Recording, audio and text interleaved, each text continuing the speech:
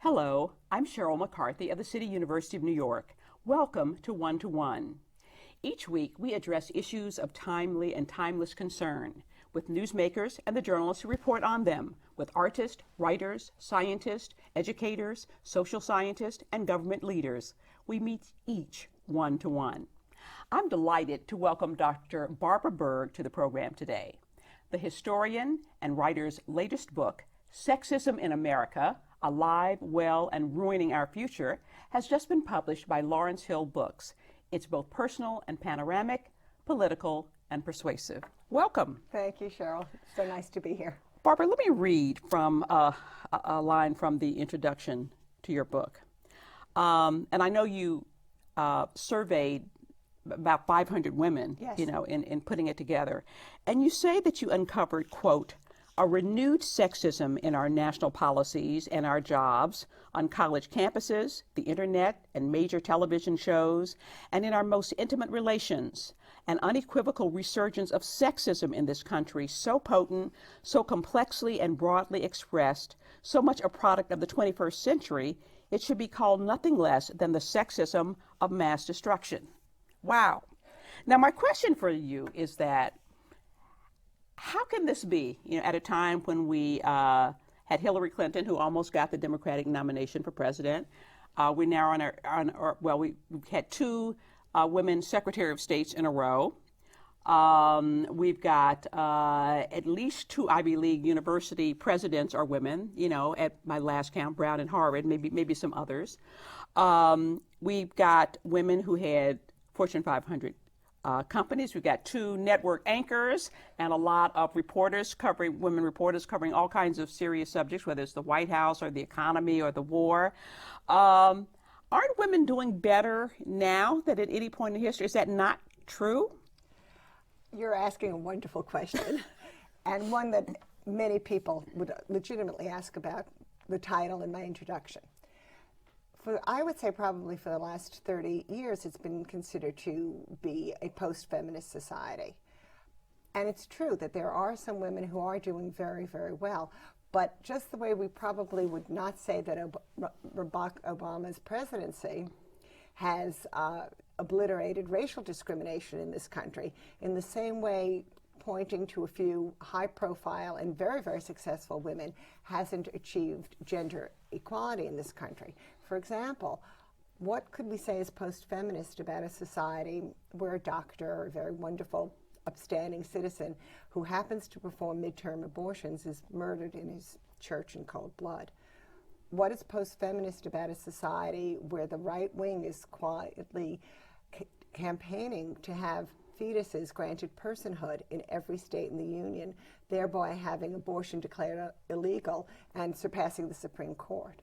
Or a society where the subprime mortgage debacle fell with particular hardship on African American women and other poor women who were struggling to have a piece of the American dream and who started with mortgage rates that were fair and only saw them go up and up and up and ultimately forfeit their home. Or a country where we have the 29th worst rate of infant mortality in the world, the 29th worst rate. How could this be in America? Or where when young women become pregnant and they tell their bosses that they're routinely fired from their jobs. And they don't say anything, they tell me, for two reasons. One, because they're afraid that there'll be retaliation. Or the second reason is because they don't even know it's against the law. And the reason they don't know it's in stark violation of the law is because the law is never enforced.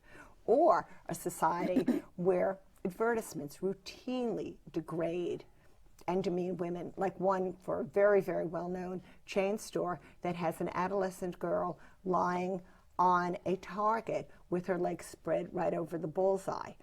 And we know that rape against young women is increasing in this country.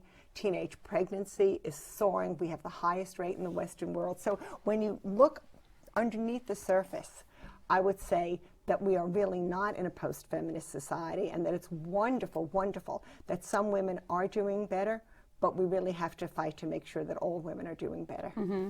I don't know. I mean, I haven't really heard anybody argue that we're in a post-feminist society. I mean, I think feminism is something that is with us probably will always be with us to some extent, just as racism will be, just as the poor will, there will always be some poor people. But the question is, well, you suggest in the book that there is something like a vast right-wing conspiracy afoot to roll back the rights of women in this country. Is that accurate? I mean, am I... No, No. no, Okay. no, I don't ever use the word conspiracy, Okay. and there isn't a conspiracy. Has been really starting from the 1950s, when before the second wave of the women's movement, there were issues in play that the feminists of the 1960s, 1970s were able to overcome. There were a lot of politics during the Reagan era that worked against women's progress and women's rights, although women tried to survive and overcome them. There, in terms of feminism, the movement carried on against all likely odds. I would never think that there was a conspiracy. There are just too many issues. It came from too many directions. And it's not only the right wing. It's not only men. There are no enemies in this book. It's really a book that looks at what has happened historically, politically, from a psychological point of view, from a popular culture point of view, and comes up with a very profound explanation and proof that we are really in many ways going backwards. But no right-wing conspiracies in this backwards. book. You suggest that whenever men are feeling vulnerable, for example, after the 9/11 attacks, and also in a period of economic crisis, such as we're in right now, that whenever that happens, there tends to be an assault or pushback on women's rights and efforts. Is that? I think that's correct. I don't think I would say assault. I think a pushback. I think that historically, when we look at the nation's progress, starting really with the colonial era, whenever there have been times where a sense of masculinity was threatened, and you're right, whether it's economically, whether it's in a war, certainly after 9/11, if you look at the rhetoric after 9/11, where we don't want to be women, we don't want to be weak, we don't want to be a castrated nation, you really begin to see a concern about a sense of manliness in this country. And I think that whenever men are threatened in some way, I think that we begin to see a rollback of women's rights and a subjugation of women. For example, talk to people in domestic violence shelters. They are seeing, as one man, one police officer from the Midwest who works in domestic violence said, we're not just seeing an uptick, we are seeing an uptick that is off the charts. And when you ask them why, the recession, in addition to everything else that has happened, they say, and I know, of course, we understand that domestic violence can go woman to man, but for the purposes of our discussion, we're talking men to women, that certainly the man has more time on his hands. The would-be victim has fewer hotlines to call for help, fewer shelters to go to. But in addition to that, if you look at the studies, academic studies, as well as a 2-decade study by the Yankovic Monitor, what really makes men feel like men in this country, not being warriors, not fathering 4 children, not being good decision makers, what really makes men feel like men in this country is the ability to be a sound breadwinner. Yeah. And that's the reason why we're seeing so much domestic violence, which is even getting into teen dating. Did this upsurge in sexism did you think it played out during Hillary Clinton's presidential campaign? I certainly think that we saw some directed against her in the media. I think there were concerns, certainly on the part of her staffers, that there was sexism, that the ways in which they talked about her, the ways in which they described her were often dealing with her appearance, the kind of pantsuit she wore. And we've seen this, Sheryl. We've seen this a lot, and this is something that I think is so important to talk about. During the second wave of the women's movement, we like to talk about women role models. Which is the women's movement that began in the 70s. Right, I'm sorry, yes, of course, from the 1970s. It was very important for us to have role models for ourselves, for the next generation, for young men, for young women, so that they could see what it looked like when women were courageous, successful, wonderful role models to younger people, helping one another, that they could be doctors and lawyers and scientists. Now what we've started to see is women who achieve a great deal often being derided by the media. We saw it with Hillary, we saw it with Nancy Pelosi, and it's not certainly just Democrats. When Condoleezza Rice visited Germany, one reporter said, "Oh my gosh, with her long coat and those sexy boots, she looks like a dominatrix." And remember Harriet Miers, the potential Supreme Court nominee. There was so much fuss made in the columns about her appearance, the too dark eye makeup, the bangs, the buttons on her suit jacket that looked like cappuccino cups. You would think the reason she didn't get the nomination was because of how she dressed, her fashion. appearance, right. And that's a way in which the media has demeaned women, by not talking about their achievements, but by focusing on their appearance. In your view, have women fared better or worse depending on whether we've had a Democratic or Republican administration in power? I would have to say we have done better during the Democratic administrations, without doubt. I mean, for example, Ronald Reagan was very, very much opposed to choice, and the first thing that he did was sign the global gag rule, which prohibited abortion or reproductive health centers from even mentioning abortion as a possibility. Any center that was receiving federal funds. Bill Clinton overturned it. We saw that. And then Barack George Obama, right? And we brought see it back, that and Obama got rid of it again. again. Got rid of it again. The Medical Family Leave Act signed again under Bill Clinton, and we still, of course, are hoping to get paid medical leave for families, because I do discover that 78% of working families can't afford to take a medical leave when somebody is pregnant or adopts a baby, because they just can't be without that money. So we still have so much to do. But yes, Democrats have done better on this. And you actually say that under George W. Bush, women ran into a wall. Tell me what you meant by that. Under George W. Yes. There were numerous cutbacks in funding. For example, in 2005, the Bureau of Labor Statistics miraculously stopped collecting data on working women. So journalists, people who want to do historical research, sociologists, don't have any data on what's happening to working women in this country. There was a website put up during Bush also that abortion is linked to higher rates of breast cancer. Which is not true. Not true, but imagine how scary this is to someone. We saw pregnancy crisis centers receiving funding, and these are centers still going on today. You might look up, a young woman might be concerned, might feel that she needs to have an abortion. Perhaps she can't find a doctor. She goes to these crisis centers, only to discover that these are really right-wing centers which will show her pictures that are very, very disturbing to her.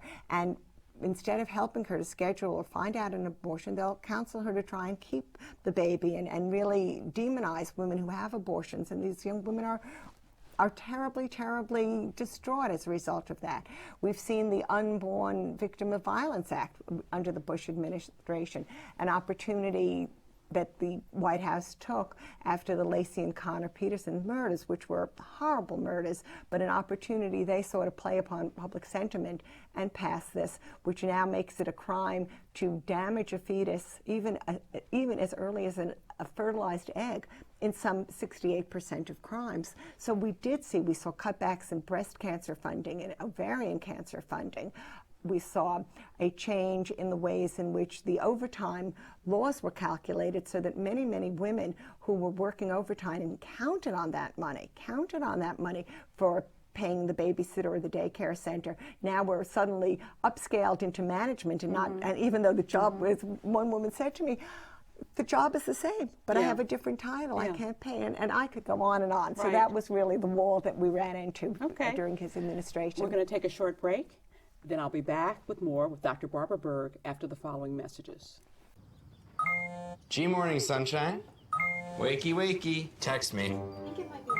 Are your parents home later? We can hang. LUV, love you. JK. Holla back. Holla back. Holla back. Are you with your friends? That's lame. We're in a huge fight right now. XO. What'd you dream about? Something I did. Are you on your way to the mall? I'm lonely. Nude pics. Send me some. Text me.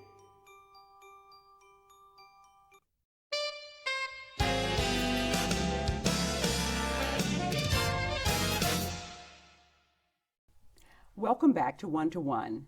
I'm Sheryl McCarthy, and I'm talking with Barbara Berg, author of Sexism in America, Alive, Well, and Ruining Our Future.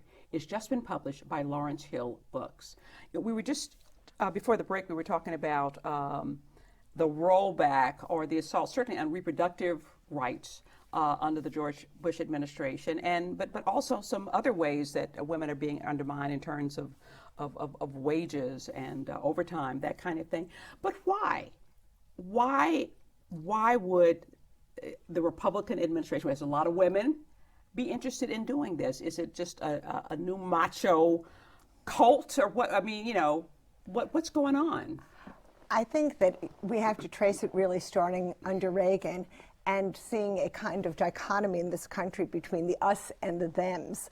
And the us became feminists in many ways, people of color in many ways, people of different gender preference, and gays, and oftentimes progressive people, and we all sort of got lumped together in the we might be the us, but to the Bush administration we were the them, and I think we can see it traced very, very clearly. I certainly would never say there's a cult in this country, but I do think that after 9/11 especially, the nation became much more eager to assume the mantle of an extremely masculine, a war culture, if you will, and this was used in many, many ways, a nation that looked askance on anything that was soft and weak. And you see this in policymakers who observed America. They said anything that smacked of peacekeeping, that smacked of conciliation, was considered wimpish. And I think, the whole notion girly girl, how that was used against John Kerry. I think we did begin to see a hyper masculinity in America, and I think that certainly has played into our popular culture. The number of games, electronic gaming now, for example, that make murdering women the way in which a player advances, games where the gamer is the first person shooter and he'll go into a strip club or a porn theater and he will murder prostitutes who ask to be killed, or the very popular Grand Theft Auto, where often women who beg for mercy are killed as a way in which you win these games.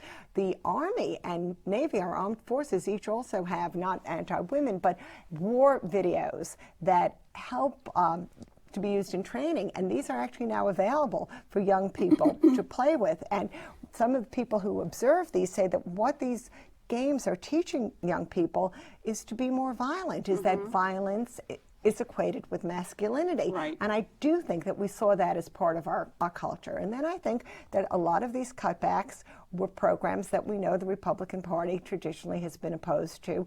Many of the programs that aided women, the WIC programs, the Healthy Baby programs, for example, that were just kind of on the sly cutbacks, and ways in which our government allowed for some budget changing around. So I think it came from many, many different sources. It was just a kind of a perfect storm of sexism. One thing you talk about is that, and we certainly see this in popular culture, and you mentioned the video games, but also in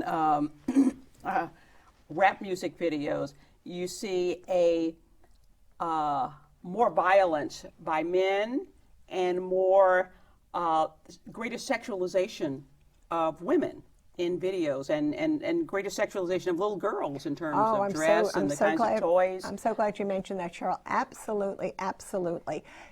You see now that we're starting the Halloween season, the number of hypersexual costumes that are available for little girls, like Handy Candy and the Tiny Temptress, and I think that there's something called age compression that advertisers will talk about. They want younger people, because many of us know kids want to be grown up fast, to buy into this more advanced, more sexualized culture, and we're seeing increasing violence for little boys and little boy games on one hand, and an increasing sexualization for young women on the other. I mean, take something like the Bratz dolls, which are very, very popular dolls. That is the only doll that the American Psychiatric Association has labeled unhealthy for little girls, because it's very, very bad for their self-esteem to see themselves as at 3 and 4 and 5 years old in this very, very hypersexualized. These little dolls have wear on their T-shirts, bad girl. I mean, this isn't the kind of message that I think most of us want to give to our children. And if you're also talking about the culture, I didn't really mean cult, but I think what I meant was a culture of hypermasculinity paired with sexualization of women. In the military, there have been so many reports about the very, very high incidence of rape of women soldiers. That women soldiers saying, well, you just assume that if you're stationed overseas and you're in a military camp, that you're going to get raped, probably multiple times.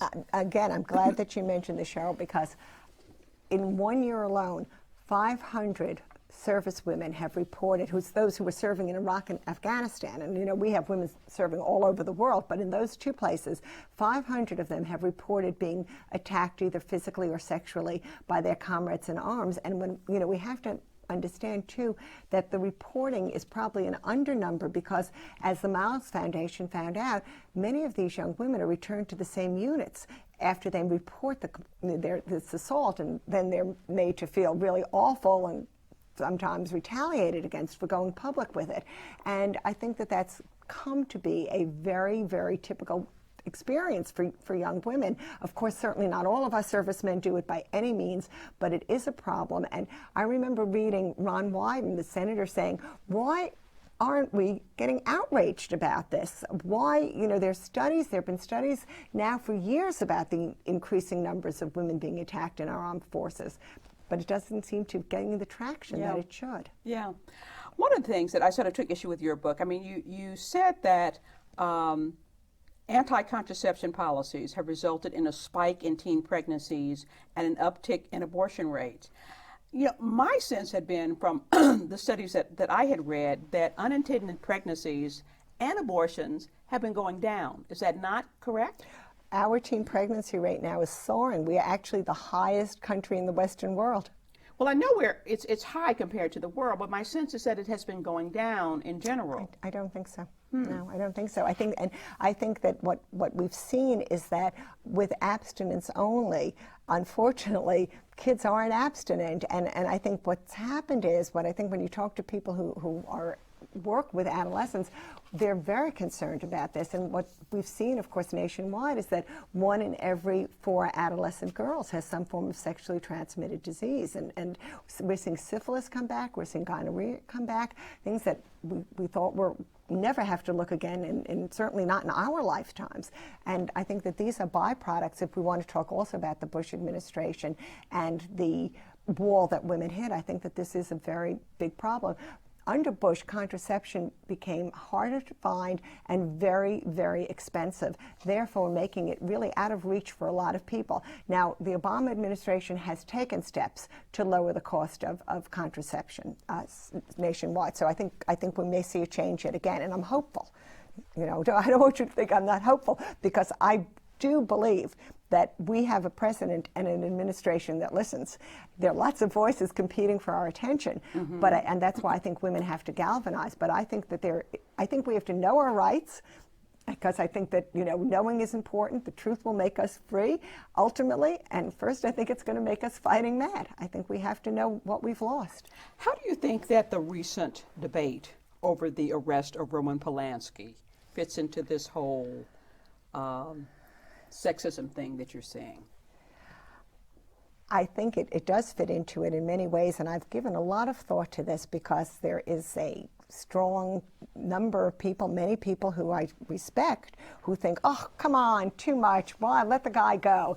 And I have to say, I don't hold with that. He committed a crime, although it's true that at the time there was more leniency. It's still, in regard to sexual encounters with younger people, it was against the law. This was a 13-year-old girl that he took, and without going into the graphic detail, he plied her with alcohol, and he forced her to submit to him. And no one is above the law in this country. Right. And I think he should be brought back and penalized for what he did, and made to serve whatever I'm not part of the Justice Department, but whatever the justice is, I think he has to be made to pay for this, because we can't. If he were a young adolescent kid living in another poor part of the city, you bet he would have been back in jail. And we can't have this. And we can't Or a double standard for movie directors and everybody else. Double standard, and we can't say, hey, that was okay because it was in the 1970s and cool. because he's won an Oscar. Right, and everybody was hanging out Right, then, and her mom let her go. I mean, we have standards in this country that we simply cannot breach. So I think it plays into it. We've got about 30 seconds left. Are you more optimistic about the Obama administration in terms of women's rights than you were about George Bush? Oh, yes, for sure. Absolutely. I think that, as I said a few minutes ago, we have a president who listens to us, who is committed to doing the right thing for women and committed to, I mean, he signed Lily Ledbetter as soon as he got into office. There's much, much more to be done.